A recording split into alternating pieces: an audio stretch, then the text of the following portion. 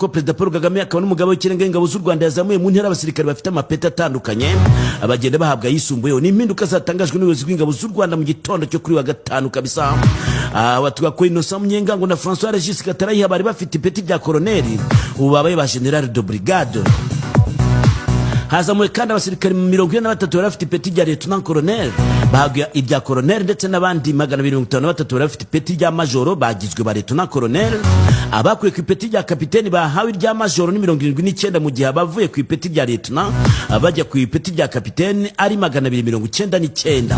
Abandi basirikare 11 bavuye ku ipeti rya staff sergeant bajya ku rya sergeant major, abandi 2296 bahawe ipeti rya staff sergeant bavuye kuri sergeant, abavuye ku ipeti rya caporal bagahabwa irya sergeant ni 10260, mu gihe abavuye ku ipeti rya private bagizwe ba caporal ari 7822.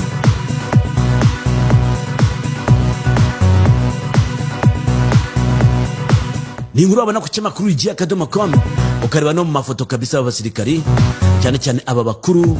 Hagati kandi General Retired Kabarebe yarahererekanije ububasha na Dr. Usta Kayitesi wamusimbuye muri Ministeri y'Ububanyi n'Amahanga. Abatuga ko General Retired James Kabarebe wari umunyamabanga wa leta muri Ministeri y'Ububanyi n'Amahanga n'Ubutwererane yahererekanije ububasha na Dr. Kayitesi Usta wamusimbuye kuri uwo mwanya. Ani gikorwa cyabaye ku mugoroba kuri uyu wa kane tariki ya 11 Ukuboza ubwo Dr. Kayitesi n'abandi bayobozi baherutse guhabwa inshingano bari bavuye kuzirahirira imbere y'umukuru w'igihugu mu ngoro y'inteko ishinga amategeko.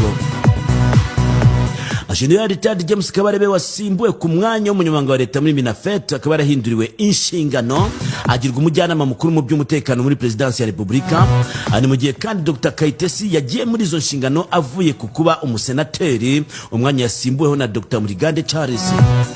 Uretse umunyamabanga wa leta mushya n'uwo yasimbuye abahererekanije ububasha muri Minafet kandi umunyamabanga waraho uherutse gushyirwa mu nshingano ariwe Fidelis Mironko nawe rero akabererekanije ububasha n'uwo yasimbuye kuri uwo mwanya Mukeka Clementine.